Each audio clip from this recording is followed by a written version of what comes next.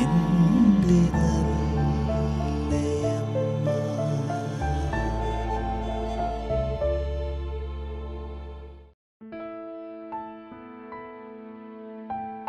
പരിശുദ്ധ അമ്മയിൽ ആശ്രയം കണ്ടെത്തുന്നവരുടെ ജീവിതത്തിൽ അമ്മ എങ്ങനെ അത്ഭുതകരമായി ഇടപെടും എന്നതിൻ്റെ തെളിവാണ് കോഴിക്കോട് ജില്ലയിലെ ദേവഗിരി ഇടവകാംഗമായ ലതാമേരിയുടെ ജീവിതം. ജീവിത പ്രതിസന്ധികളുടെ ഇടയിൽ ആരും സഹായിക്കാനില്ലാത്ത അവസരത്തിൽ പരിശുദ്ധ അമ്മയോട് നിലവിളിച്ച് പ്രാർത്ഥിച്ചപ്പോൾ തൻ്റെ ജീവിതം എങ്ങനെയാണ് അമ്മ നയിച്ചതെന്ന് പങ്കുവയ്ക്കുകയാണ് ലതാമേരി. ഞങ്ങൾ വിശ്വാസത്തിലേക്ക് വന്ന ഒരു കുടുംബമാണ്. വിശ്വാസത്തിലേക്ക് വന്ന് 1 കൊല്ലം കഴിഞ്ഞതിന് ശേഷം എൻ്റെ ഭർത്താവ് നഷ്ടപ്പെടുക. ക്യാൻസർ രോഗമായിരുന്നു. ആമാശയത്തിൽ പെട്ടെന്ന് ഒറ്റപ്പെടലിൻ്റെ ഒരവസ്ഥയിലേക്ക് കടന്നു വരുക. ഞാനും എൻ്റെ മക്കളും വീടെന്ന് പറഞ്ഞാൽ എൻ്റെ നാട് കായംകുളം, എന്നെ കല്യാണം കഴിച്ചു കൊണ്ടുപോയത് കൊല്ലം. അവരെല്ലാവരും കൂടെ വന്ന് ചേട്ടൻ മരിച്ചു കഴിഞ്ഞപ്പം കൂട്ടിക്കൊണ്ട് പോകാൻ വന്ന്. അപ്പോൾ ഞാൻ പറഞ്ഞു, ഈശോ ഇട്ടേച്ച് ഞാനില്ല, എന്ത് ത്യാഗവും സഹിച്ചാണല്ലേ ഞാൻ ഈശോയുടെ നാമത്തിൽ ഞാനിവിടെ ജീവിക്കും, ഞാനില്ല എന്ന് പറഞ്ഞ് എല്ലാവരും മടങ്ങിപ്പോയി. ഈ മക്കളും ഞാനും മാത്രമുള്ളൊരവസ്ഥ. ഈശോയോട് സങ്കടങ്ങൾ രാത്രിയിൽ പറയാൻ തുടങ്ങി. എങ്ങനെ ജീവിക്കും? സ്വന്തമായിട്ടൊരു ഇടവില്ല, വീടില്ല, നല്ലൊരു ജോലിയില്ലാത്ത അവസ്ഥ. ഇതെല്ലാം എൻ്റെ മനസ്സിലുണ്ടെങ്കിലും എല്ലാ പരിഭവങ്ങളും വിഷമങ്ങളും ഈശോയോട് പറഞ്ഞുകൊണ്ടിരുന്നു നിരന്തരം. അങ്ങനെ ഒരു ദിവസം രാത്രി കാലങ്ങളിൽ ഈ മക്കൾ ഉറങ്ങിക്കഴിയുമ്പം ഞാൻ പ്രാർത്ഥിക്കാറുണ്ട്. ഈശോയുടെ അടുത്ത് കരഞ്ഞു പറയും. എൻ്റെ ഇല്ലായ്മകൾ ഒന്നൊന്നായിട്ട് ഈശോയുടെ മുന്നിൽ നിരത്തി വെച്ച് നിലവിളിച്ച് ഞാൻ കരയും. കാരണം എനിക്ക് കുറേ കരഞ്ഞു കഴിയുമ്പോൾ എൻ്റെ സങ്കടങ്ങൾ മാറിപ്പോവും. എൻ്റെ ജീവിതത്തിലേക്ക് ഒരു ആശ്വാസം കടന്നു വരുന്ന അങ്ങനെ ഒരു അനുഭവത്തിലേക്ക് കൂടെ കടന്നു പോകുക. അപ്പം ഒരു രാത്രി ഞാൻ പ്രാർത്ഥിച്ചു കൊണ്ടിരിക്കുന്ന സമയത്ത് എൻ്റെ എന്തോ എന്നിൽ വന്ന് വലിയൊരു ശക്തി കടന്നു വരുന്നത് പോലെ എനിക്ക് അനുഭവപ്പെട്ട്. അല്പസമയം കഴിഞ്ഞപ്പം എൻ്റെ ഉള്ളിൽ ആരോ മന്ത്രിക്കുന്നത് പോലെ എനിക്ക് തോന്നുക, പരിശുദ്ധ അമ്മ വഴി നീ എന്നോട് പ്രാർത്ഥിക്കാൻ എനിക്കൊരു ബോധ്യം എൻ്റെ ഈശോ തരുക. അപ്പം അതിനു മുൻപേ എനിക്ക് മാതാവിനെ പറ്റി വലുതായിട്ടൊന്നും അറിയത്തില്ലായിരുന്നു. എന്ത് കാര്യവും ഈശോയോട് ഇങ്ങനെ നിരന്തരം നിലവിളിച്ച് പറയുന്ന ആവശ്യങ്ങൾ പറഞ്ഞ് ഇങ്ങനെ കരയുന്ന ഒരു സ്വഭാവമായിരുന്നു.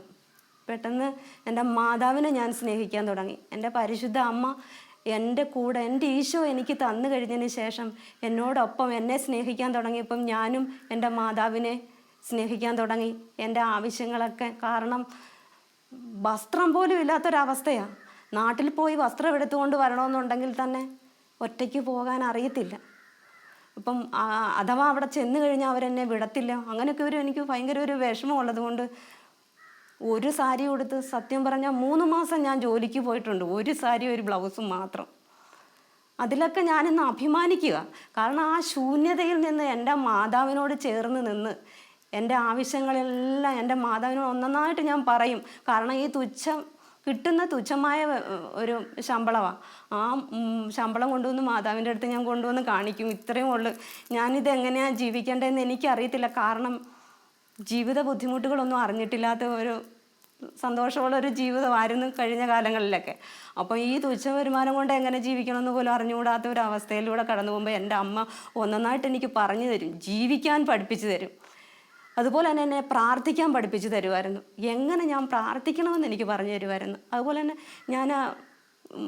ഞാൻ പ്രാർത്ഥിക്കുന്നതൊന്നും ഇച്ചിരി കൂടെ നന്നായിട്ട് പ്രാർത്ഥിക്കണമെന്നുള്ള ഒരു ബോധ്യം എൻ്റെ അമ്മ എനിക്ക് തരുമെന്ന് പറയുമ്പം ഈശോയോട് എങ്ങനെ പ്രാർത്ഥിക്കണം, ഞാൻ എങ്ങനെ ആയിരിക്കണം, എത്ര ഹൃദയശുദ്ധി ഉള്ളവളായിരിക്കണം ഈശോയുടെ മുന്നിലിരിക്കുമ്പം, ആ വിശുദ്ധിയെല്ലാം എൻ്റെ അമ്മ പഠിപ്പിച്ചു തരും. അതുപോലെ തന്നെ എൻ്റെ കുറവുകളൊക്കെ ഒന്നൊന്നായിട്ട് നിരന്തരം മാറിക്കൊണ്ടിരിക്കുക. എൻ്റെ അമ്മ എൻ്റെ കൂടെ നിന്ന് എന്നെ സഹായിച്ചുകൊണ്ടിരിക്കുന്ന ഒരവസ്ഥ. അപ്പം ഞാൻ ഓരോ കാര്യങ്ങളും, നിസ്സാര കാര്യങ്ങൾ പോലും ഞാൻ എനിക്ക് അതില്ല, ഭക്ഷണം ഉണ്ടാക്കാൻ പാത്രം പോലും ഇല്ലാത്തൊരവസ്ഥയാണ്.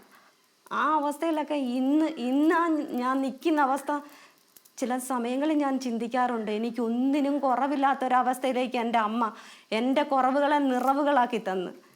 എൻ്റെ ഈശോയുടെ എല്ലാം എനിക്ക് വാങ്ങിത്തന്നു. എൻ്റെ അമ്മയെ കൂടാതെ എനിക്ക് ജീവിക്കാൻ പറ്റാത്തൊരു അവസ്ഥയിലേക്ക് എന്നെ എത്തിച്ചു. അതുപോലെ തന്നെ ഞാൻ അനുഭവിച്ചിട്ടില്ലാത്ത ഒരു ദൈവസ്നേഹം, ഈശോയോടുള്ള ഒരു വലിയ സ്നേഹം എന്നിൽ നിരന്തരം എനിക്ക് ഇങ്ങനെ മാതാവിലൂടെ എനിക്ക് തന്നുകൊണ്ടേയിരുന്നു. ദാരിദ്ര്യത്തിൻ്റെ നടുവിൽ കൂടി നടക്കുമ്പോഴും പരിശുദ്ധ അമ്മയായിരുന്നു ഇവരുടെ ആശ്രയം. അസൗകര്യങ്ങളുടെ ഒറ്റമുറി വീട്ടിൽ നിന്നും സമൃദ്ധിയുടെ പുതിയ ഭവനത്തിലേക്ക് അമ്മ നയിച്ച അത്ഭുതകരമായ വഴികളെക്കുറിച്ച് പങ്കുവെക്കുമ്പോൾ സന്തോഷം മാത്രമാണ് ഇവരുടെ മനസ്സിൽ. മാതാവ് തന്ന വീടായത്. ഈ വീടിൽ നിൽക്കുന്ന സ്ഥലത്ത് ഒരു റൂം മാത്രമേ ഉള്ളായിരുന്നു ഇതിന് മുൻപ്. അതിൽ ഞങ്ങൾ 12 കൊല്ലം ജീവിച്ച്. അപ്പോൾ ഇളയ മകന് ബുദ്ധിയില്ലാത്ത മകനായതുകൊണ്ട് അവൻ ആ മുറിക്കകത്ത് തന്നെ ബാത്റൂമും ഉള്ളത്. അപ്പോൾ ഫ്രണ്ട് വാതിൽ തുറന്ന് എപ്പോഴും കിടക്കും. ബാത്റൂമിൽ പോയിട്ട് പുറത്തേക്ക് ഇറങ്ങുന്നത് അവൻ വസ്ത്രമില്ലാതാണെങ്കിൽ മിക്കവാറും മൂത്തവൻ്റെ കൂട്ടുകാരന്മാർ കാണും ഇവിടെ. അപ്പോൾ അവൻ എന്നെ വഴക്ക് പറയും, അമ്മയുടെ മോനായതുകൊണ്ട് അമ്മയ്ക്കൊന്നും തോന്നില്ല, അതുകൊണ്ട് ഇത് ശരിയാവത്തില്ല. അങ്ങനെ ഞാൻ ചിന്തിക്കാൻ തുടങ്ങി, അവൻ പറഞ്ഞത് ശരിയാണല്ലോ. അപ്പോൾ നമുക്കൊരു വീട് വെക്കണമെന്നുണ്ടെങ്കിൽ ചിന്തിച്ചാൽ യാതൊരു രക്ഷയില്ല. നാട്ടിലെ സ്ഥലം വിൽക്കാനാണെന്ന് പറഞ്ഞാൽ അതും ഉടനെ ഒന്നും നടക്കത്തില്ല. അങ്ങനെ മാതാവിനോട് ഞാൻ മുട്ടിപ്പായിട്ട് പ്രാർത്ഥിച്ചുകൊണ്ടിരുന്നു, മാതാവേ, അങ്ങ് അവിടെ നിന്ന് ആഗ്രഹിക്കുന്നെങ്കിൽ എനിക്കൊരു ഭവനം, ഇത് ഇച്ചിരൂടെ സൗകര്യമുള്ള ഒരു ഭവനം പണിത് എനിക്ക് തരും എന്ന് ഞാൻ പൂർണ്ണമായിട്ടും വിശ്വസിച്ചുകൊണ്ട് ഞാൻ പ്രാർത്ഥിക്കാൻ തുടങ്ങി. വർഷങ്ങൾ 2 വീണ്ടും ഈ ഭവനം വെക്കുന്നതിനെപ്പറ്റി വീണ്ടും എൻ്റെ ശ്രദ്ധയിലേക്ക് മാതാവ് തന്നെ കൊണ്ടുവന്ന് തന്ന്. അപ്പം ഞാൻ മൂത്ത മകനോട് പറഞ്ഞ്, മോനെ, നമുക്കൊരു വീട് വെക്കാടാ മോനെ, നീ ഉദ്ദേശിച്ചത് ശരി തന്നെയാണ്. നമുക്കിവിടെ വളരെ അസൗകര്യമായ രീതിയിൽ, സത്യം പറഞ്ഞാൽ ഈ കോഴിക്കോടില്ല, അങ്ങനത്തെ ഒരു അന്തരീക്ഷത്തിലാണ് ഞങ്ങൾ അന്ന് ജീവിച്ചത്. അപ്പം മൂത്തവനും പറഞ്ഞു, അമ്മ നമുക്ക് പ്രാർത്ഥിക്കാമ്മ, ഇത് പ്ലാൻ വരയ്ക്കുന്ന കാര്യമൊക്കെ ഞാൻ പറഞ്ഞു വിഷമിക്കണ്ട, നമുക്ക് മാതാവിനോട് പറയാം, പ്രാർത്ഥിച്ച് നമുക്ക് ഒരുങ്ങിയാൽ അതെല്ലാം നമുക്ക് മാതാവ് സാധിച്ചു തരും. അങ്ങനെ പ്രാർത്ഥിച്ച് എൻ്റെ മൂത്ത മകൻ പ്ലാൻ വരച്ച് റെഡിയാക്കി. ഈ വീടിന് വേണ്ടി ഞങ്ങളൊരു ഇച്ചിരി ലോൺ എടുക്കാൻ പോയിട്ടാണെങ്കിൽ ഞങ്ങൾ ആധാരത്തിൽ ഇളയ മകൻ ബുദ്ധിയില്ലാത്ത മകനായതുകൊണ്ട് ഒരു ബാങ്കിലും ഞങ്ങൾക്ക് ലോൺ അനുവദിക്കത്തില്ല. അവിടെയും തടസ്സങ്ങളാണ്. പിന്നെയും ഞാൻ മാതാവിനോട് പ്രാർത്ഥിക്കാൻ തുടങ്ങി, മാതാവേ, അവിടുന്ന് കാനായിലെ കല്യാണ വിരുന്നിൽ അവിടുത്തെ കുറവുകൾ അങ്ങ് പരിശുദ്ധ അമ്മ ഈശോയോട് ചോദിച്ച് വാങ്ങിക്കൊടുത്തതുപോലെ എൻ്റെ ഈ ഭവനത്തിന് ആവശ്യമുള്ളതൊക്കെ അമ്മ അവിടുന്ന് എനിക്ക് വാങ്ങി തരൂലേ? ആ ഒരു വചനം വെച്ച് ഞാൻ പ്രാർത്ഥിക്കാൻ തുടങ്ങി. അങ്ങനെ വീടിനടുത്ത് തന്നെയുള്ളൊരു ബാങ്കിൽ ലോണൊക്കെ ശരിയായി. അങ്ങനെ ലോൺ പൈസ കിട്ടി വീട് പണി അങ്ങനെ തുടങ്ങിക്കൊണ്ടിരിക്കും. അപ്പോൾ കോൺട്രാക്ടറെ അന്വേഷിച്ച് ആരെയും ഇന്നത്തെ അവസ്ഥയിൽ എങ്ങനെ വിശ്വസ്തയോടെ ഈ കാര്യങ്ങൾ ഏൽപ്പിക്കും, അതും മാതാവിനോട് പ്രാർത്ഥിക്കാൻ തുടങ്ങി. അപ്പം ഒരു സഹോദരനെ ഞങ്ങൾക്ക് കണ്ടുമുട്ടി കാര്യങ്ങളെല്ലാം പറഞ്ഞു കഴിഞ്ഞപ്പം വളരെ സന്തോഷത്തോടു കൂടി പ്ലാനൊക്കെ കാണിച്ചു കൊടുത്ത് അപ്പോൾ അതിന് പാസ്സായി. വീട് പണി തുടങ്ങിയ ആ അവസരത്തിൽ എൻ്റെ വീട് പണിയാൻ കോൺട്രാക്ടർക്ക് മക്കളില്ല. അയാൾ 16 കൊല്ലത്തോളമായി മക്കളില്ലാതെ കഴിയുന്ന സമയത്താണ് എൻ്റെ ഈ വീട് വെക്കാനായിട്ട് വരുന്നത്. അയാൾ അന്നേരം ഒരു സന്തോഷത്തോടെ പറഞ്ഞു, ലത ചേച്ചിക്ക് വീട് വെക്കാൻ തുടങ്ങിയതിന് ശേഷം എൻ്റെ ഭാര്യ ഗർഭിണിയാണ്. എനിക്ക് വളരെ സന്തോഷമുണ്ട്. അതുപോലെ തന്നെ സൈറ്റിലേക്ക് പണിക്ക് ആളിനെ വിട്ട് കഴിഞ്ഞാൽ ലത ചേച്ചിയുടെ വീട്ടിലോട്ടാണ് മുഴുവൻ ആളും വരുന്നത്. ഇതെന്താ എനിക്ക് മനസ്സിലാകുന്നില്ലെന്ന് പറഞ്ഞു. അപ്പം ഞാൻ പറഞ്ഞു, ഞാൻ എൻ്റെ മാതാവിനോടാണ് പ്രാർത്ഥിക്കുന്നത്, പരിശുദ്ധ അമ്മയോട് പ്രാർത്ഥിച്ചാൽ നമ്മുടെ ആവശ്യങ്ങളൊക്കെ അമ്മ നമുക്ക് വാങ്ങിത്തരുമെന്നുള്ള വിശ്വാസത്തിൽ പ്രാർത്ഥിക്കുന്നതുകൊണ്ടാണ് സഹോദര ഇതൊക്കെ നടക്കുന്നതെന്ന് പറഞ്ഞു. അങ്ങനെ കയ്യിലുള്ള പൈസയൊക്കെ തീർന്ന്, പണിക്കാരാണെങ്കിൽ എന്നും മുറ്റം നിറച്ച് പണിക്കാരാണ്. അപ്പം സൈറ്റിൽ ഒത്തിരി പേരാകുമ്പോൾ ഈ കോൺട്രാക്ട് തന്നെ പറഞ്ഞു വിടും, എന്തിനാ നിങ്ങൾ ഇങ്ങോട്ട് എല്ലാവരും കൂടെ വരുന്നത്, ഇവിടെ കുറച്ച് പണിയേ ഉള്ളൂ. വളരെ തകൃതി പിടിച്ച് പണികളങ്ങനെ സ്പീഡിൽ നടന്നുകൊണ്ടിരിക്കുന്നു. എത്ര ആത്മാർത്ഥമായിട്ട് ആ കോൺട്രാക്ടർ പണികൾ ചെയ്യുന്നത്. ഞാൻ പൈസ കൊടുക്കാതെ തന്നെ 1 ലക്ഷം രൂപ കൂടുതൽ പണി തീർത്തു. അപ്പം അയാൾ പറഞ്ഞ്, ഇനിയിപ്പം തിങ്കളാഴ്ച പണി തുടങ്ങണമെന്നുണ്ടെങ്കിൽ ചേച്ചി 1 ലക്ഷം രൂപ നമുക്ക് തരാനുണ്ടല്ലോ, അത് തരണം, ഞാൻ തിങ്കളാഴ്ച വരുമ്പം തരണമെന്ന് പറഞ്ഞു. സത്യത്തിൽ ഞങ്ങളുടെ കയ്യിലിരുന്ന പൈസ മുഴുവനും തീർന്ന്. നാട്ടിൽ സ്ഥലം വിറ്റ് നമുക്ക് ആ പൈസയും കൊണ്ട് വന്ന് നല്ലൊരു വീട് വെക്കാമെന്ന് വിചാരിച്ച് വീട്ടിൽ പോയി 1.5 മാസം നിന്ന് വീട്ടിലൊരു കാര്യവും നടന്നില്ല. അവിടെ നിന്ന് പ്രശ്നങ്ങളൊക്കെ ഉണ്ടായി. വളരെ വിഷമത്തോടു കൂടി തിരിച്ചു വന്ന്. അങ്ങനെ മുട്ടിപ്പാട്ടും പ്രാർത്ഥിച്ചുകൊണ്ടിരുന്നു, മാതാവേ നീ എൻ്റെ ആവശ്യം അറിയുന്നുവല്ലോ, എനിക്ക് സാധിച്ചു തരുമെന്ന് ഞാൻ പൂർണ്ണമായിട്ടും വിശ്വസിക്കുക എന്നും പറഞ്ഞ് പ്രാർത്ഥിച്ചുകൊണ്ടിരിക്കുക. അപ്പം കോൺട്രാക്ടർ വിളിച്ചിട്ട് പറഞ്ഞ്, ഞാൻ തിങ്കളാഴ്ച രാവിലെ 8 മണിക്ക് വരും, നിങ്ങൾ 1,00,000 രൂപ തരണം. നയാ പൈസ ഇല്ല, ആ ഒരു അവസ്ഥയിലാണ് നിൽക്കുന്നത്. കാരണം ഉരുകി ഉരുകി പ്രാർത്ഥിച്ചതിൻ്റെ ഫലമായി ഞാനൊരു 38 കിലോയായി. അത്രയും ക്ഷീണിച്ചു. കാരണം ചുറ്റിനും നോക്കി ആരുമില്ല, ദൈവമല്ലാതെ വേറെ ആരുമില്ല. പരിശുദ്ധ അമ്മ കൂടെ നിന്ന് എനിക്ക് സഹായമായിട്ടും പ്രാർത്ഥിച്ചുകൊണ്ടിരുന്ന നിമിഷങ്ങളാണ്. എനിക്ക് നന്നായിട്ട് അറിയാം എന്നോടൊപ്പം ഉണ്ടെന്നുള്ളതിന് എന്തോ ഒരു വലിയൊരു ശക്തി എന്നിൽ എന്നെ ആശ്വസിപ്പിക്കുന്ന ധൈര്യം തരുന്ന ഒരു അവസ്ഥ. എൻ്റെ പരിശുദ്ധ അമ്മ പൂർണ്ണമായിട്ടും എൻ്റെ കൂടെ അന്നെല്ലാം ഇപ്പോഴും കൂടെയുണ്ട്. അങ്ങനെ അന്ന് ഞായറാഴ്ച രാവിലെ ഒരു സിസ്റ്റർ വന്നിട്ട് നമ്മളെ വീട്ടിലേക്ക് വന്നിട്ട് ഒരു പൊതി തരുക ചെയ്യാം. അപ്പം നാളെ തിങ്കളാഴ്ച രാവിലെ 1,00,000 രൂപ മണി കോൺട്രാക്ടർക്ക് കൊടുക്കണം. ഒരു എത്തും പിടിയില്ലാത്തൊരവസ്ഥ. എവിടെ ചെന്നാൽ ഇത്രയും രൂപ ചോദിക്കുന്നത്, ആരും തരൂല്ലല്ലോ. ആ ഒരു അവസ്ഥയിലിരിക്കുന്ന സമയത്ത് അവർ രാത്രിയിലൊന്നും ഉറങ്ങിയില്ല. വളരെ വിഷമിച്ച് ഞായറാഴ്ച രാവിലെ ഒരു സിസ്റ്റർ കൊണ്ടുവന്ന് എൻ്റെ കയ്യിലൊരു പൊതി കൊണ്ട് തന്നു. അപ്പം ഞാൻ ചോദിച്ചു, സിസ്റ്റർ എവിടുന്നാണ് വരുന്നത്? അപ്പം ഞാൻ കോട്ടയത്തു നിന്ന് വരുവാന്ന് പറഞ്ഞ്. ഇത് പിന്നെ നിങ്ങൾ കൈ തരാനായിട്ട് തന്നു വിട്ടതാണ് എന്ന് പറഞ്ഞ് എൻ്റെ കൈ തന്നു. അപ്പം ഞാൻ ചോദിച്ചു, ഇത് എന്താ, അത് നോക്കിക്കുമെന്ന് പറഞ്ഞ്. അങ്ങനെ നിന്നില്ല. അപ്പം ഞാൻ ചോദിച്ചു, അകത്തോട്ട് കയറുന്നോന്ന് ചോദിച്ചപ്പോൾ പറഞ്ഞ്, ഇല്ല ഞാൻ പോകും. ഭയങ്കര സ്പീഡിൽ തിരിച്ചങ്ങ് പോയി. ഞാൻ ആ പൊതിയുമായിട്ട് മുറിക്ക് ഉള്ളിൽ കയറി, പണി തീരാതെ കിടക്കുന്ന മുറിയാണ്, മുകളിലത്തെ മുറിയിലേക്ക് ചെന്ന് ഞാൻ ആ പൊതി തുറന്ന് നോക്കിയപ്പോൾ നോട്ടുകെട്ടുകളാണ്. ഞാൻ എണ്ണി നോക്കുന്ന സമയത്ത് എൻ്റെ ശരീരമെല്ലാം വിറയ്ക്കുക. എൻ്റെ കൺട്രോളെല്ലാം പോകുന്ന ഒരു അവസ്ഥ. അപ്പം പെട്ടെന്ന് ഞാൻ മൂത്ത മോനെ ഞാൻ വിളിച്ചിട്ട് പറഞ്ഞു, മോനെ ഒരു സിസ്റ്റർ കൊണ്ട് തന്നതാ മോനെ ഈ പൊതി, അതിനകത്ത് നിറച്ച് നോട്ടുകെട്ടുകളാണ്, നീ ഒന്ന് എണ്ണി നോക്കിക്കേ. അപ്പോൾ അവന് കുറേ സമയം കഴിഞ്ഞ് പറഞ്ഞു, അമ്മ ആ കോൺട്രാക്ടർ മണിച്ചേട്ടന് കൊടുക്കാനുള്ള 1,00,000 രൂപ കറക്റ്റാണ് അമ്മ ആ കൊണ്ടുവന്ന സിസ്റ്റർ തന്നത്. അവൻ അന്നേരം സത്യം പറഞ്ഞാൽ ഗോളടിക്കുന്ന പോലെ ഒന്ന് താഴെ നിന്നൊന്ന് ഉയർത്തും ചാടി, എൻ്റെ ദൈവമേ ഇത് ദൈവം കൊണ്ടുവന്ന് തന്നതാ അമ്മ, ഇത് സമാധാനമായെന്ന് പറഞ്ഞ്. അങ്ങനെ 1,00,000 രൂപ കൊടുത്ത് പെട്ടെന്ന് അത് കഴിഞ്ഞ് കുറച്ച് ദിവസങ്ങൾ കഴിഞ്ഞപ്പം 12 കൊല്ലത്തോളമായി കോതമംഗലത്തുള്ളൊരു സിസ്റ്റർ എന്നെ വിളിക്കുക.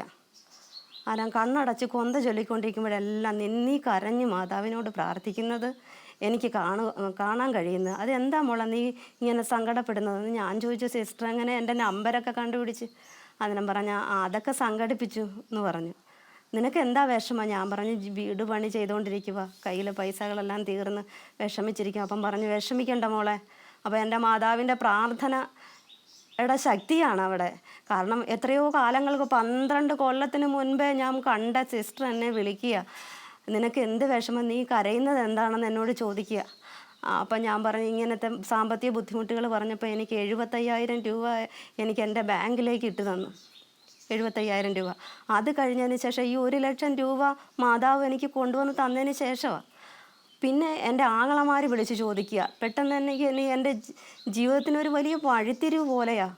എല്ലാം പറയിൽ അളന്ന് കുത്തി നിറച്ച് തരുന്ന ഒരു പ്രതീതിയിലാണ്. പിന്നീടുള്ള മുന്നോട്ടുള്ള ഈ 1,00,000 രൂപ എൻ്റെ കയ്യിൽ കിട്ടിയതിന് ശേഷം ഈ വീട് പണിയുന്നതിനുള്ള അവസ്ഥകൾ പിന്നെ അങ്ങനെ ഒരു മഹാ അത്ഭുതമെന്ന് പറയട്ടെ. നാട്ടിലാണെങ്കിൽ എൻ്റെ ആങ്ങളമാർ, എൻ്റെ അനിയത്തി, അവരെല്ലാം ലക്ഷക്കണക്കിന് രൂപ സ്വർണവും ഒക്കെ കൊണ്ടുവന്ന് എന്നെ സഹായിക്കുക. അങ്ങനെ വീട് പണി വളരെ പെട്ടെന്ന് ഒരു പെൻഡിങ്ങും ഇല്ലാതെ പൂർണ്ണമായിട്ടും പണിത് കഴിഞ്ഞു. പിന്നെ ഞങ്ങൾ സന്തോഷത്തോടെ ഈ ഭവനത്തിൽ ജീവിക്കാൻ തുടങ്ങി. ഈ ഭവനത്തിന് വേണ്ടുന്ന ഫർണിച്ചറുകളും എന്തിനു പറയുന്നത്, ഇന്നൊരു ചെറിയ കാറ് വരെ എൻ്റെ മാതാവ് തന്നു.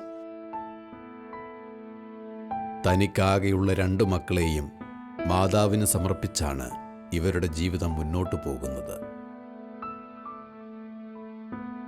തനിക്കേറെ പ്രിയപ്പെട്ട തൻ്റെ ഇളയ മകൻ്റെ ജീവിതത്തിൽ മാതാവ് ഇടപെട്ട് നൽകിയ അനുഗ്രഹങ്ങൾ ലതാമേരി ഇവിടെ പങ്കുവയ്ക്കുന്നു. എൻ്റെ ഇളയ മകന് ഷുഗറിൻ്റെ അസുഖവും, സംസാരിക്കില്ല, ബുദ്ധിമാന്ദ്യമുണ്ട്. അതുകൂടാതെ അവൻ്റെ കാര്യങ്ങൾ സ്വന്തമായിട്ട് യാതൊന്നും ചെയ്യാത്ത ഒരവസ്ഥയാണ്. എല്ലാം ഞാൻ തന്നെ ചെയ്തു കൊടുക്കണം. അതും ഈ പറഞ്ഞതുപോലെ മാതാവിനോട് അവൻ്റെ കുറവുകളെയൊക്കെ ഞാൻ പ്രാർത്ഥിക്കും.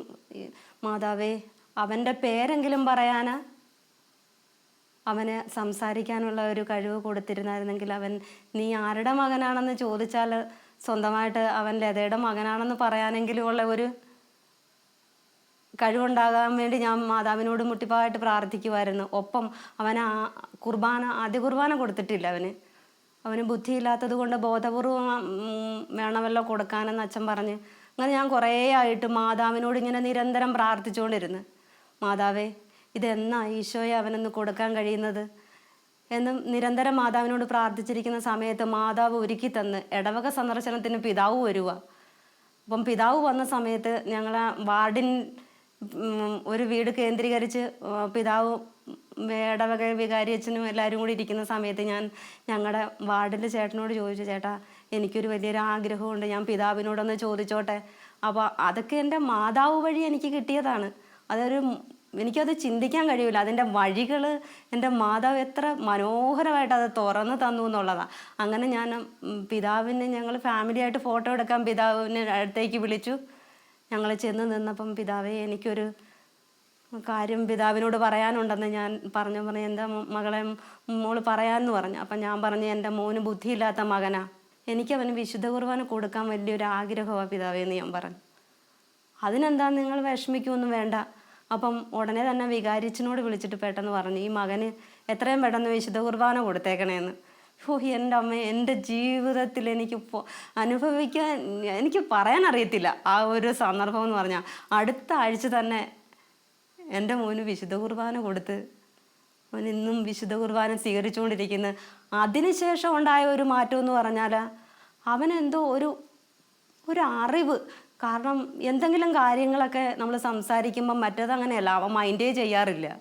ഇതങ്ങനെയല്ല, അവൻ ശ്രദ്ധിച്ചു കഴിഞ്ഞിട്ട് അതുപോലെ തന്നെ താഴെ എങ്ങാണോ എന്തെങ്കിലും വീണ് കഴിഞ്ഞാൽ എൻ്റെ ഈശോയെ എന്ന് പറയും. അപ്പം അവൻ്റെ നാവ് കൊണ്ട് ഈശോ. അപ്പം ഞാൻ ചോദിക്കും, നിൻ്റെ ദൈവമാണോ ഈശോ? അപ്പോൾ അവൻ ചിരിക്കും. അപ്പോൾ അവനറിയാം ഈശോയെ. അവന് കിട്ടിക്കഴിഞ്ഞപ്പം ഈശോ ആരാണെന്നും അവൻ്റെ ദൈവം ഈശോ ആണെന്നും അവന് ബോധ്യം കിട്ടിയതിൽ എനിക്ക് ഭയങ്കര ഒരു ജീവിതത്തിലെ ഒരു സന്തോഷമുള്ള ഒരു ദിവസമാണ് അത്. പിന്നീട് അവന് എന്തോ ഒരു തിരിച്ചറിവ് ദൈവം കൊടുത്തിട്ടുണ്ട്.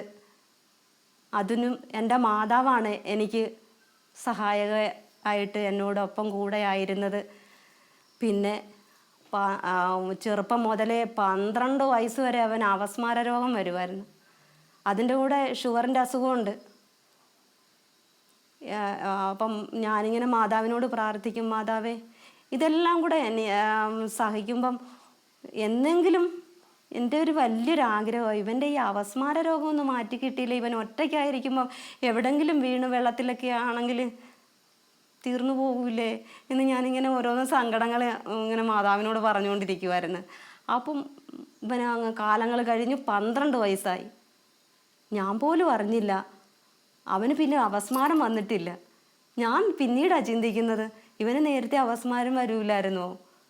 ആ അപസ്മാര രോഗത്തെ പൂർണ്ണമായിട്ട് മാതാവ് അങ്ങ് എടുത്തു മാറ്റി. അതൊരു ജീവിതത്തിലെ വലിയൊരു അനുഭവമാണത്. പിന്നെ കൂടാതെ അവൻ്റെ ഒരു ദുശീലമെന്ന് പറഞ്ഞാൽ എന്ത് സാധനം കണ്ടാലും വലിച്ചെറിയും. വീട്ടു സാധനങ്ങൾ മുഴുവനും താഴത്തേക്ക് അങ്ങ് വലിച്ചെറിയും. ജോലിയും കഴിഞ്ഞ് വന്നിട്ട് വേണം ഞാൻ നുള്ളിപ്പെറുക്കിക്കൊണ്ട് വരാനാ ആ ഒരവസ്ഥ. അപ്പോൾ അതും ഇതുപോലെ മാതാവിനോട് ഞാൻ പ്രാർത്ഥിച്ചുകൊണ്ടിരുന്നു. അവന് ആ ഒരു തിന്മയുടെ ശക്തി അത് നഷ്ടപ്പെട്ടു പോയി. ഇപ്പോൾ അവൻ എന്തെങ്കിലും കുളിക്കുന്ന തോർത്ത് തന്നെ താഴേക്ക് വീണ് കഴിഞ്ഞാൽ ഉടനെ എടുത്തിടേണ്ട സ്ഥലത്തിടും. ആ ഒരു അവസ്ഥയിലേക്ക് എൻ്റെ മാതാവ് കൊണ്ടുവന്ന്. അവൻ അറിഞ്ഞു എൻ്റെ മാതാവിനെ ഈശോയെയും. കാരണം മുറ്റത്തൊരു പൂവുണ്ടെങ്കിൽ അവൻ ഓടിക്കൊണ്ടുവന്ന് പിച്ചിക്കൊണ്ടുവന്ന് എൻ്റെ കയ്യിൽ തരും മാതാവിൻ്റെ അടുത്ത് വെക്കാൻ വേണ്ടി. അപ്പോൾ എൻ്റെ മാതാവ് പരിശുദ്ധ അമ്മയും അവൻ അറിയാം, ഈശോയെ അറിയാം, മാതാവിനെ അറിയാം. അതും മതി എനിക്ക്. അതിൽ കൂടുതലൊന്നും വേണ്ട എനിക്ക്. അത്രമാത്രം മതി. എനിക്ക് ഒത്തിരി സന്തോഷമുണ്ട്. തൻ്റെ ജീവിതത്തിലെ രോഗങ്ങളെയും സഹനങ്ങളെയും സന്തോഷത്തോടെ സ്വീകരിക്കുവാൻ അമ്മ പഠിപ്പിച്ചു എന്ന് ഏറ്റുപറയുന്ന ലതാമേരി തൻ്റെ തന്നെ അസുഖങ്ങളെ മാതാവിടപെട്ട് മാറ്റിത്തന്നത് ഇവിടെ പങ്കുവയ്ക്കുന്നു. കുറച്ച് വർഷങ്ങൾക്ക് മുൻപ് എനിക്ക് ഉദരസംബന്ധമായ ഒരു അസുഖം ഉണ്ടായി. അങ്ങനെ ഞാൻ ഡോക്ടറെ കാണാനെത്തി. അപ്പോൾ ഡോക്ടറെ പരിശോധനയിൽ എൻ്റെ യൂട്രസിൽ ഒരു മുഴയുണ്ടെന്ന് പറഞ്ഞു. അപ്പോൾ അധികം വൈകാതെ അത് റിമൂവ് ചെയ്ത് കളയണമെന്ന് പറഞ്ഞ് ഞാൻ ഫസ്റ്റിൽ ഗുളിയൊക്കെ തന്നു, വീട്ടിൽ വിട്ട് ഓപ്പറേഷൻ ഡേറ്റ് ഫിക്സ് ചെയ്ത്. അങ്ങനെ എനിക്ക് മെഡിക്കൽ കോളേജിൽ പരിചയമുള്ള ലിസമ്മ സിസ്റ്റർ പറഞ്ഞ്, നീ വിഷമിക്കേണ്ട, ഞാനുണ്ടല്ലോ, കൂടെ ഉണ്ടല്ലോ. അപ്പം ഞാനുണ്ടെന്ന് പറയുമ്പോഴും എൻ്റെ സുഖമില്ലാത്ത ഇളയ മകനെ ഓർത്തിട്ട് ഞാനും വയ്യാതെ കിടക്കുകയാണെങ്കിൽ അവൻ്റെ കാര്യം എങ്ങനെയാണ്, എൻ്റെ മനസ്സിന് വല്ലാത്ത വിഷമമായി. മാതാവിനോട് പ്രാർത്ഥിക്കാൻ തുടങ്ങി. അതുപോലെ തന്നെ എനിക്ക് വലിയ ഭയവും പേടിയും ഉണ്ടായിരുന്നു.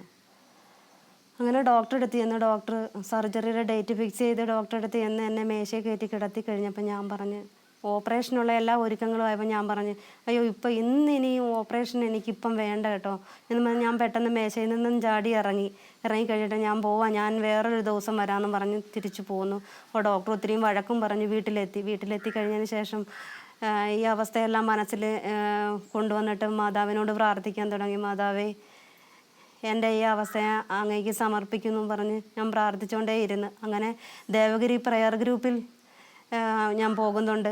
ആ സമയത്ത് ഒരു ആരാധന സമയത്ത് മത്തായി കുഞ്ചേട്ടനാണ് പ്രയർ ലീഡ് ചെയ്യുന്നത്. അപ്പം മത്തായി കുഞ്ചേട്ടൻ ലതയെ തമ്പുരാൻ സ്പർശിക്കുന്നതായിട്ട് പേരെടുത്ത് ഇങ്ങനെ പറഞ്ഞു. അപ്പം ഞാൻ വിചാരിച്ചു, എൻ്റെ ദൈവം എന്നെ എത്രമാത്രം സ്നേഹിക്കുന്നു, എത്ര കരുതലോടെ അവിടെ നിന്ന് എന്നെ കാക്കുന്നു എന്നുള്ള ഒരു വലിയൊരു ധൈര്യം എനിക്ക് ആ നിമിഷം കിട്ടിയത്. കൂടാതെ പെട്ടെന്ന് വീണ്ടും പറയുക, യൂട്രസിലെ മുഴയെ തമ്പുരാൻ സൗഖ്യം തരുന്നതായിട്ട് കാണുന്നെന്ന് പറഞ്ഞു. അപ്പം അന്നേരം പേര് പറഞ്ഞില്ല. അപ്പം പെട്ടെന്ന് എനിക്ക് തോന്നി എൻ്റെ കാര്യം തന്നെയാണ് ഈ പറഞ്ഞത് എന്ന് വിചാരിച്ച്. അങ്ങനെ ഒരു മാസം കഴിഞ്ഞതിന് ശേഷം ഞാൻ ഈ ലിസമ്മ സിസ്റ്ററോട് പറഞ്ഞു, സിസ്റ്ററെ, അന്ന് മുഴയുള്ള സമയത്തുണ്ടായ അസ്വസ്ഥതകളെല്ലാം പതുക്കെ കൊണ്ട് മാറിപ്പോയപ്പോൾ എനിക്കൊരു തോന്നൽ എൻ്റെ കാര്യം തന്നെ ആയിരിക്കും, എനിക്ക് സൗഖ്യം കിട്ടിയതായിരിക്കും അന്ന് മത്തായി കുഞ്ചേട്ടൻ പറഞ്ഞത് എന്നുള്ള പൂർണ്ണമായിട്ട് ഞാൻ വിശ്വസിച്ചുകൊണ്ട് ഞാൻ വീണ്ടും ഡോക്ടറെ കാണാൻ പോയി, വേറൊരു ഡോക്ടറെ കണ്ട്. അപ്പം ഡിസംബർ സിസ്റ്റർ പറഞ്ഞ്, ചിലപ്പം ഡോക്ടർമാർ വഴക്ക് പറയും, കഴിഞ്ഞ മാസം വന്ന് കണ്ടതല്ലേ. അപ്പം ഞാൻ പറഞ്ഞു, എന്നാൽ അങ്ങനെ ഉണ്ടെങ്കിൽ വേറൊരു ഡോക്ടറെ നമുക്ക് കാണാം. അങ്ങനെ ഡോക്ടറെ കണ്ട് ചെക്കപ്പ് കഴിഞ്ഞപ്പം ഈ ഡോക്ടർ പറഞ്ഞ്, യൂട്രസിൽ മുഴയൊന്നുമില്ല, നിങ്ങൾ വിഷമിക്കേണ്ട, ധൈര്യമായിട്ട് പൊക്കോ, മരുന്നൊന്നും കഴിക്കുമൊന്നും വേണ്ട. അങ്ങനെ മാതാവിൻ്റെ മധ്യസ്ഥയിൽ പ്രാർത്ഥിച്ചതിൻ്റെ ഫലമായിട്ട് എൻ്റെ ആ രോഗം പൂർണ്ണമായിട്ട് മാറിക്കിട്ടി. പിന്നെ അതുപോലെ തന്നെ വെരിക്കോസിൻ്റെ അസുഖം ഉണ്ടായിരുന്നു എൻ്റെ കാലിന്, ഇടത് കാലിന്. ഭയങ്കര കടച്ചിലാണ്, നിൽക്കാനേ പറ്റത്തില്ല. രാത്രിയിലൊക്കെ കാലിന് മസിലുണ്ടാകും. അങ്ങനെ ഞാൻ ഡോക്ടറെ കണ്ടപ്പം ഡോക്ടർ പറഞ്ഞ്, ഞരമ്പുകൾക്ക് ബ്ലോക്കുണ്ട്, അതുകൊണ്ട് അത് മെയിൻ ഞരമ്പുകളാണ്, അത് ഒന്നുകിൽ അത് വലിച്ചു കളയണം, അല്ലെങ്കിൽ അത് സർജറി ചെയ്യണം, അല്ലെങ്കിൽ അത് ബ്ലോക്ക് നീക്കണമെന്ന് പറഞ്ഞ്, അല്ലെങ്കിൽ നിങ്ങളുടെ കാലിന് ബലം കുറയും, അധികം നടക്കാൻ പറ്റത്തില്ല എന്നൊക്കെ പറഞ്ഞ് എന്നെ ഭയപ്പെടുത്തി. അങ്ങനെ ഞാൻ വീണ്ടും പ്രയർ ഗ്രൂപ്പിൽ ഇങ്ങനെ പ്രാർത്ഥിച്ചുകൊണ്ടിരുന്ന്, ദേവഗിരി പ്രയർ ഗ്രൂപ്പിൽ പോകാറുണ്ട്. അപ്പം പ്രാർത്ഥിച്ചുകൊണ്ടിരിക്കുന്ന സമയത്ത് എനിക്കിങ്ങനെ ഈ ഞരമ്പുകളിലൂടെയൊക്കെ ഇങ്ങനെ വെള്ളം ടാങ്കിലേക്ക് കയറുമ്പം ഇടിച്ച് കയറുന്ന ഒരു സൗണ്ട് നമുക്ക് കേൾക്കാമല്ലോ, അതുപോലെ ഈ ഞരമ്പിനുള്ളിൽ കൂടി ഇങ്ങനെ ബ്ലഡ് ഇങ്ങനെ ഇടിച്ച് കയറുന്നത് പോലത്തെ ഒരു അനുഭവം ഉണ്ടായി. പിന്നെ കുറച്ച് ദിവസം കഴിഞ്ഞപ്പോൾ എനിക്ക് കാലിന് നീരൊന്നും, മറ്റത് വെരിക്കോസ് വേദന കൂടുമ്പം, കടച്ചിൽ കൂടുമ്പം നീരുണ്ടാകാറുണ്ട്, ആ വേദനയ്ക്ക് കുറവുണ്ട്. അങ്ങനെ വീണ്ടും ഞാൻ ഹോസ്പിറ്റലിൽ പോയി ചെക്ക് ചെയ്തപ്പോഴത്തേക്ക് 16 ബ്ലോക്ക് ഉണ്ടായിരുന്നു എനിക്ക്. 6 ബ്ലോക്കായിട്ട് മാതാവ് പ്രാർത്ഥിച്ച് എനിക്ക് മാറ്റിത്തന്ന്. അങ്ങനെ വെരിക്കോസിൻ്റെ അസുഖത്തിന് സമാധാനം കിട്ടി. ഇന്ന് യാതൊരുവിധ അസ്വസ്ഥതകളുമില്ല. അതുപോലെ രോഗങ്ങളുണ്ടെങ്കിൽ തന്നെ എനിക്കത് നിസ്സാരമായിട്ട് കാണാനുള്ള ഒരു വലിയൊരു അനുഗ്രഹവും കൂടെ മാതാവ് തന്നിരിക്കുന്നത്. എന്ത് രോഗങ്ങൾ വന്നാലും ഞാൻ തളരാത്ത ഒരു മനസ്സിലേക്ക് തന്നെ, മനസ്സിൻ്റെ ഒരു ഉടമയാക്കി എൻ്റെ മാതാവ് എനിക്ക് ധൈര്യം തന്നു. അതുകൊണ്ട് എനിക്ക് എന്തെല്ലാം അസുഖങ്ങളും വിഷമങ്ങളും പ്രയാസങ്ങളും ഒക്കെ രോഗങ്ങളും ഒക്കെ ഉണ്ടായിക്കഴിഞ്ഞാലും എൻ്റെ ഉള്ളിലൊരു വലിയൊരു ധൈര്യമാണ്. എല്ലാം പരിഭവമില്ലാതെ സമാധാനമായിട്ടും പരാതിയില്ലാതെ സന്തോഷത്തോടെ ഈ മക്കളെ വളർത്താനും ദൈവത്തിൽ ആശ്രയിച്ച് മുന്നോട്ട് ജീവിക്കാനുള്ള ഒരു വലിയൊരു ബോധ്യവും ഒരു തീഷ്ണതയും പരിശുദ്ധ അമ്മ വഴി എനിക്ക് ഇന്നത്തെ ജീവിതത്തിൽ എനിക്ക് തന്നിട്ടുണ്ട്. പരിശുദ്ധ അമ്മയെ കുടുംബമേൽപ്പിച്ചാൽ അമ്മ നന്നായി നടത്തിക്കൊള്ളും എന്ന് ഈ ജീവിത സാക്ഷ്യം നമ്മെ ഓർമ്മിപ്പിക്കുന്നു. തൻ്റെ ഭർത്താവിൻ്റെ മരണത്തിലും പറക്കമറ്റാത്ത കുഞ്ഞുങ്ങളുമായി ജീവിതം തുടങ്ങി ഇന്നുവരെ ഒരു കുറവും വരുത്താതെ അമ്മ കാത്ത അനുഭവങ്ങളാണ് ലതാമേരിക്ക് പറയാനുള്ളത്. എല്ലാ ദിവസവും രാവിലെ ഞാൻ ജോലിക്ക് പോകുന്ന സമയത്ത് മക്കൾ രണ്ടുപേരും സ്കൂളിലും പോകും. അങ്ങനെയാണ് സാധാരണ വീടും അടച്ചുപൂട്ടി പോകുന്ന ഒരു ജീവിതമായിരുന്നു. അങ്ങനെ ഒരു ദിവസം സ്കൂളിൽ പഠിത്തമില്ല. ഒരു ദിവസമല്ല, ഒരു 5-10 ദിവസം സ്കൂളിൽ പഠിത്തമില്ല. അങ്ങനെ എൻ്റെ ഇളയ മോൻ, സുഖമില്ലാത്ത മോൻ, വീട്ടിൽ ഒറ്റയ്ക്കാണ്, ആരുമില്ല. അപ്പം ഡോക്ടർ തന്നെ പറഞ്ഞിട്ടുണ്ട്, ഈ ഇൻസുലിൻ ഇഞ്ചക്ഷൻ എടുക്കുന്നതുകൊണ്ട് അവനെ ഒറ്റയ്ക്ക് ആക്കിയിട്ട് പോയാൽ ഇൻഫെക്ഷനോ എന്തെങ്കിലും വന്നു കഴിഞ്ഞാൽ മരണം വരെ സംഭവിക്കാനിടയുണ്ട്. അതുകൊണ്ട് നിങ്ങൾ അവനെ ഒറ്റയ്ക്കാക്കി പോകരുത്. അങ്ങനെ ഒറ്റയ്ക്കാക്കി പോകാതിരിക്കാൻ നിവൃത്തിയില്ല. കാരണം ജോലിക്ക് പോയില്ലെങ്കിൽ ജീവിക്കാൻ പറ്റൂലല്ലോ. അങ്ങനെ തൊട്ടടുത്ത വീട്ടുകാരോട് പറഞ്ഞ് ഏൽപ്പിച്ച് ഭക്ഷണമൊക്കെ ഞാൻ വിളമ്പി വെച്ചു അവരെ ഏൽപ്പിച്ചിട്ട് കുട്ടി ഒറ്റയ്ക്കാക്കി. അപ്പം ഞാൻ ഇറങ്ങുന്ന സമയത്ത് ഞാൻ പ്രാർത്ഥിക്കും, ഈശോയെ മാതാവേ, എൻ്റെ മകന് കൂട്ടായിരിക്കണേ. എൻ്റെ അമ്മയുടെ മടിയിലേക്ക് എൻ്റെ മകനെ ഞാൻ വെക്കുന്നു എന്ന് പറഞ്ഞ് ഞാൻ അമ്മയുടെ മടിയിലേക്ക് ഞാൻ മകനെ കൊടുത്തിട്ടാണ് ഞാൻ പോകുന്നത്. സത്യത്തിൽ കുറേ സമയം ഞാൻ നോക്കി നിൽക്കും. ഇവനെ ഒറ്റയ്ക്ക് നിർത്തിയിട്ട് പോകുന്നതിൽ വേദനയോട് കൂടിയാണ് ഞാൻ ബസ്സിൽ കയറുന്നിടം വരെയും കരഞ്ഞുകൊണ്ടാണ് സത്യത്തിൽ പോകാറ്. പിന്നെ ജോലി കഴിഞ്ഞ് തിരിച്ചു വരുന്ന ദിവസം, ഒരു ദിവസം വരുമ്പം വന്ന പാടെ മോനേന്ന് വിളിക്കുമ്പോഴത്തേക്ക് അവൻ ആരോടെയൊക്കെ എന്തൊക്കെയോ സംസാരിക്കും. എന്നൊക്കെ പറഞ്ഞിട്ടൊക്കെ സഹിക്കാൻ പറ്റാതെ ചിരിച്ചുകൊണ്ടിരിക്കുക. അപ്പം ചിരി കേട്ടപ്പോൾ ഞാൻ വളരെ സന്തോഷത്തിൽ അകത്ത് കയറി ചെന്ന് നോക്കുമ്പം ഇവൻ ചോറ് തിന്നിട്ടില്ല, ഉച്ചയ്ക്ക് ചോറ് തിന്നില്ല. എൻ്റെ ദൈവമേ, ഇവൻ മരിച്ചു പോകൂലേ ഉച്ചയ്ക്ക്? കാരണം 26 യൂണിറ്റ് ഇൻസുലിൻ എടുക്കുന്ന മകനാണ് ഡോക്ടർ പറഞ്ഞിരിക്കുന്നത്. 1 മണിക്ക് മുന്നേ ഭക്ഷണം കൊടുക്കുന്ന അളവ് വരെയും പറഞ്ഞിട്ടുണ്ട് കൊടുക്കണമെന്ന്. ഞാൻ വരുന്നത് 6:45-7 മണിക്കാണ്. വളരെ സന്തോഷത്തോടെ ഇവൻ വർത്താനം പറഞ്ഞിരിക്കുക. അപ്പോൾ എൻ്റെ മനസ്സിൽ ഞാൻ ആരെ ഏൽപ്പിച്ചിട്ടാണ് പോയത്? എൻ്റെ പരിശുദ്ധ അമ്മയെ ഏൽപ്പിച്ചിട്ടല്ലേ പോയത്. പിന്നെ എൻ്റെ മോന് എന്തെങ്കിലും പറ്റുമോ? പറ്റൂല. എൻ്റെ അമ്മയെ ആശ്രയിച്ച് കഴിഞ്ഞാൽ ആ മക്കളെ ഒരിക്കലും നിരാശപ്പെടുത്തൂല എന്ന് ജീവിതത്തിൽ തന്നെ എനിക്ക് ബോധ്യമുണ്ട്. എൻ്റെ ജീവിതാനുഭവം കൊണ്ട് തന്നെ ബോധ്യമാണ്. അതൊരു വലിയൊരു അത്ഭുതമെന്ന് പറഞ്ഞാൽ മതിയാവൂല. അങ്ങനെ ഞാൻ പെട്ടെന്ന് പിടിച്ചുകൊണ്ട്, എൻ്റെ മക്കളെന്താ ചോറ് കഴിക്കാഞ്ഞത്? അപ്പോൾ അവനും അടപ്പ് തുറന്നിട്ട് എടുത്ത് കഴിക്കാനുള്ള ബോധമില്ല, അതാണ് സത്യം. ഞാൻ പെട്ടെന്ന് ചോറെടുത്ത് കൊടുത്ത് അവൻ സന്തോഷത്തോടെ കഴിച്ച്, ചോറൊക്കെ കഴിച്ച്. അവന് ഒരു കുഴപ്പവുമില്ല. അവന് എല്ലാ ദിവസത്തേനേക്കാളും ഭയങ്കര സന്തോഷം. ഞാൻ ചോദിച്ചു, നീ എന്താടാ ചിരിച്ചത്? നിൻ്റെ അടുത്ത് ആരായിരുന്നു ഉള്ളത്? അമ്മ വന്നോ നിൻ്റെ അടുത്ത്? പരിശുദ്ധ അമ്മ വന്നോ? ഈശോ കൂടെ ഉണ്ടായിരുന്നോ എന്നൊക്കെ ഞാൻ ചോദിക്കുമ്പോൾ ഇവനെല്ലാത്തിനും യെസ് മൂളുവാ. അപ്പം ഇങ്ങനെ ഞാൻ കളത്തിലച്ഛനുണ്ട്, ഞാൻ ജോലി ചെയ്യുന്നിടത്ത്. അപ്പോൾ അച്ഛൻ്റെ അടുത്ത് ഞാൻ ഈ വിവരം പറഞ്ഞപ്പം അച്ഛൻ പറഞ്ഞ്, പെണ്ണെ നീ വിഷമിക്കേണ്ട, ഈശോയും മാതാവും ഉണ്ടായിരുന്നു കൂടെ, അതുകൊണ്ടാണ് അവൻ അങ്ങനെ സംസാരിച്ചുകൊണ്ടിരുന്നതെന്ന്.